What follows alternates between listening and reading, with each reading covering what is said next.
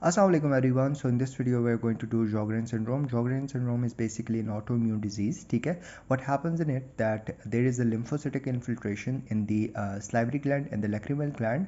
Because of that there is going to be fibrosis in the gland, and in the end there will be failure of the exocrine function. ठीक है, मतलब क्या है, secretions नहीं होती. ठीक है, अब ये मेनली हमारे पास जो एज इन्वॉल्व होती है ना Sjogren सिंड्रोम में, दैट्स बिटवीन लाइक 40 to 50 के बाद होती है. ठीक है, फिर इसके बाद इसमें फीमेल में ज़्यादा कॉमन होता है 9:1, मतलब 9 फीमेल्स को होगा तो 1 मेल को होगा. ठीक है, अच्छा जी. फिर इसके बाद हमारे पास दो टाइप्स होती हैं. एक प्राइमरी Sjogren सिंड्रोम होता है जिसमें हमारे पास जो है बेसिकली ग्लैंड इटसेल्फ इन्वॉल्व होता है. ठीक है, और एक सेकेंडरी Sjogren सिंड्रोम होता है जिसमें पहले बंदे को कोई और बीमारी होती है, जैसे HIV हो गई या रूमेटॉइड आर्थराइटिस हो गया, SLE हो गया.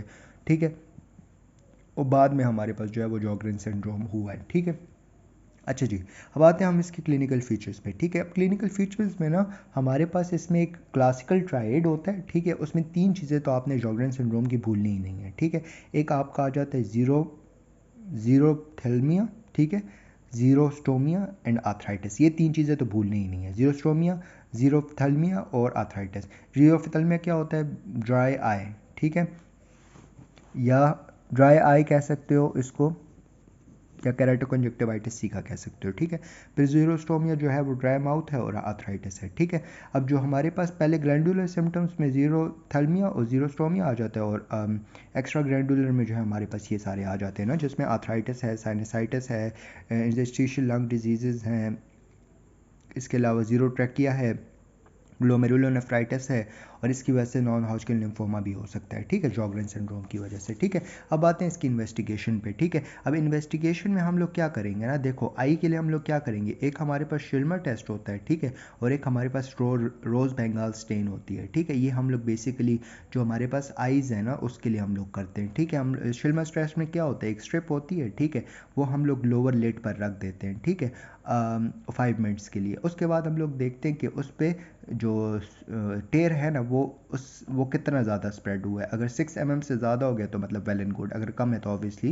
बंदा उसकी स्लैबरी जो उसकी टेयर सिक्रेशंस जो हैं वो कम है. ठीक है, इसके अलावा हम लोग लिप की बायोप्सी करते हैं जिसमें हमें लिम्फोसाइटिक इन्फिल्ट्रेशंस वगैरह नज़र आती हैं. ठीक है, ESR करते हैं तो रेज होता है, CRP वगैरह रेज होता है. इसके अलावा हाइपर गैमा ग्लोबुलिनीमिया होता है, मतलब कि गैमा ग्लोबुलिन का लेवल जो है वो ब्लड में ज़्यादा होता है. ठीक है, फिर इसके बाद जो है ना हम लोग ऑटो एंटीबॉडीज़ जो है ना वो देखते हैं. ठीक है, तो इसमें हमारे पास कौन कौन सी ऑटो एंटीबॉडीज़ पॉजिटिव हो सकती है. एंटी रो एंटीबॉडी होती है और एंटी ला एंटीबॉडी होती है. ठीक है, इसके अलावा हमारे पास सेकेंडरी Sjogren सिंड्रोम में क्या होता है ना कि हमारे पास या तो एना पॉजिटिव होता है या तो RA फैक्टर पॉजिटिव होता है. ठीक है, रोमाटाइड आर्थराइटिस फैक्टर पॉजिटिव. ठीक है, अब आते हैं इसकी ट्रीटमेंट पे. ठीक है, अब आई के लिए हम लोग क्या करते हैं, पेशेंट को हम आर्टिफिशियल टेयर दे देते हैं. माउथ के लिए हम लोग क्या कहते हैं, डेंटल हाइजीन का पेशेंट को कहते हैं. उसको कहते हैं कि अपने आप को प्रॉपर हाइड्रेट रखो. ठीक है, स्लाइवेशन जो है उसको इंक्रीज़ करने के लिए हम लोग पैरासिम्पथेटो माइमेटिक दे देते हैं जिसमें हमारे पास पाइलोकार्पिन आ जाता है. ठीक है, इसके अलावा हम लोग जो है वो दे देते हैं ओरल कैंडिडियासिस को ट्रीट करने के लिए जो है वो हम लोग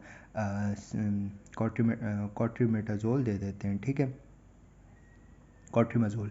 ठीक है, और इसके अलावा जो सिस्टमिक फीचर्स होते हैं ना उसके लिए हम लोग जो SLE की ट्रीटमेंट हम लोग यूज़ कर रहे थे, हाइड्रोक्लोरोक्वीन हो गया और आपका स्टेरॉइड वगैरह हो गया. ठीक है, that's it, we are done with Sjogren syndrome. Next video में हम आगे कंटिन्यू करते हैं. थैंक यू, जज़ाकल्लाह खैर.